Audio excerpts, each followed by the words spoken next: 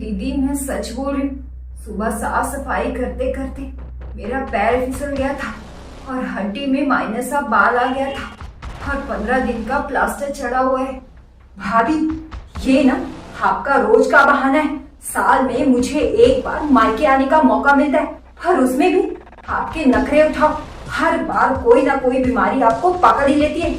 भाभी आप ना मुझसे कोई उम्मीद मत पालिएगा। मैं ससुराल में बहुत काम करती हूँ और आपको क्या लगता है कि अब मैं मायके आकर भी काम करूँ?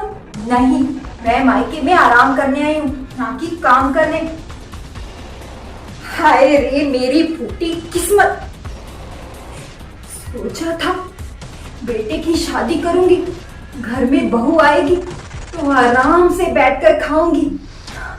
अच्छा मेरी बेटियां ससुराल से मायके आएंगी तो उनके साथ आराम से बातें करूंगी। मेरी बेटी कितने अरमान लेकर मायके आई थी कि भाभी सेवा करेगी, और उल्टा यहाँ भाभी हम माँ बेटी से काम करवाने पे तुली है। ड्रामेबाज कहेंगी। हो मुझे लगता है ना ये सब तुमने जानबूझकर किया है। ये तुम्हारी सोची समझी चाल है। खुद को चोट खुद ही लगाई होगी और अब प्लास्टर चढ़ाकर बैठ गई।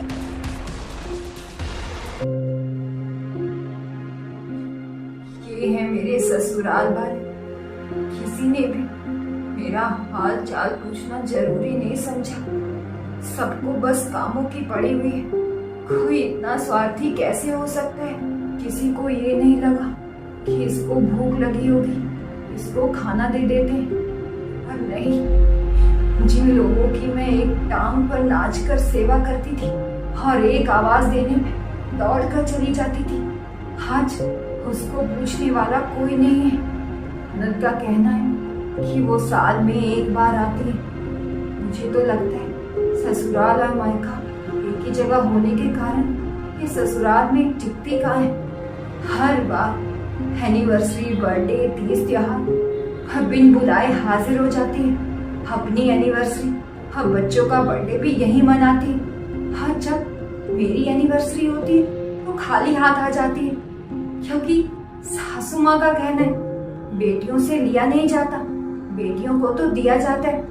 और अपने परिवार के लिए खाना भी पैक करके लेकर जाती है और जितने भी गिफ्ट होते हैं वो भी साथ में ले जाती है। फिर भी हमेशा भाभी से शिकायत करती रहती है, मुंह फुला के रखती है कि भाभी ने कुछ नहीं दिया, भाभी मुझे कुछ नहीं देती। और गर्मी की छुट्टियों में तो 1 महीने के लिए अटैची लेकर आ जाते हैं। अपनी ननद तो आकर चली जाती है पर मेरी ननद वापिस जाने का नाम ही नहीं लेती है। क्योंकि ससुराल में काम करना पड़ता है और यहाँ आराम। और आते ही ऑर्डर लगाना शुरू कर देती है और जरा जरा पर चाय, नाश्ता, बच्चों के लिए ठंडा, उसमें भी ताने मारती रहती है।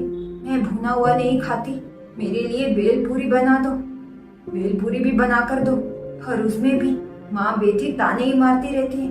और शाम के खाने में ननद जी को नई नई वैरायटी चाहिए होती है, उसमें भी अगर रात का खाना बच जाए तो वो मेरे हिस्से में, और इनके लिए कुछ ताजा बना कर दो। बात बात पे मुझे ताना मारती रहती है कि मायके में कुछ खाया नहीं होगा तभी तो बनाना नहीं आता। सुबह से लेकर शाम तक मुझे आराम करने की भी फुर्सत नहीं मिलती।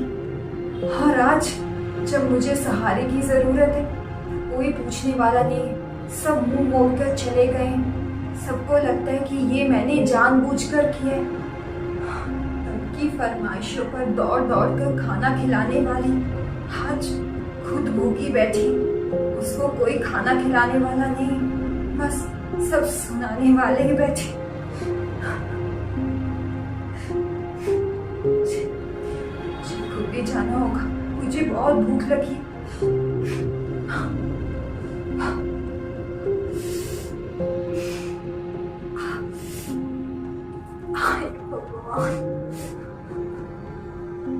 ठीक है, मैं तुम्हें बाद में फोन करता हूँ। अरे प्रिया, तुम कहाँ जा रही हो, वो भी इस हालत में? डॉक्टर ने तुम्हें आराम करने के लिए बोला है। और तुम, अगर तुम्हें कुछ चाहिए तो आवाज दे दो ना, घर में मम्मी है, दीदी की 2 बड़ी बेटियां हैं, वो लाकर दे देंगी। तुम कहाँ जा रही हो? वो भी इस हालत में। आपकी माँ बहन तो मुझे 4 बातें सुना कर गई। किसी ने भी मेरा हाल चाल नहीं पूछा। सबको खाना खिलाने वाली को हाँ जरूरत पड़ने पे कोई खाना देने वाला नहीं है इस घर। प्रिया, तो ठीक है, मैं कल तुम्हें तुम्हारे मायके छोड़ के आता हूँ। तुम्हें किसी की सेवा करने की कोई जरूरत नहीं है। माँ, ये मैं क्या सुन रहा हूँ? प्रिया को भूख लग रही है और तुम दोनों उसको ताने मार के आ रही हो। जो लोग ससुराल छोड़कर मायके में पड़े हुए ना, वो लोग भी सुन ले। जो जरूरत पड़ने पे मेरे काम ना आए ना, उनकी मैं कोई आवागत नहीं करूंगा। माँ, मैं कल प्रिया के मम्मी पापा को फोन कर रहा हूँ। कल ही उसको मायके छोड़कर आ जाऊंगा। तुम दोनों अपना इंतजाम कर लो। अब प्रिया तुम दोनों की सेवा नहीं करेगी। क्या? मायके? अरे लोग इंसानियत के नाते ना बाहर वालों को भी खाने के लिए पूछ लेते हैं, पर आपने घर की बहू को खाने के लिए नहीं पूछा। मुझे आपसे ये उम्मीद नहीं थी।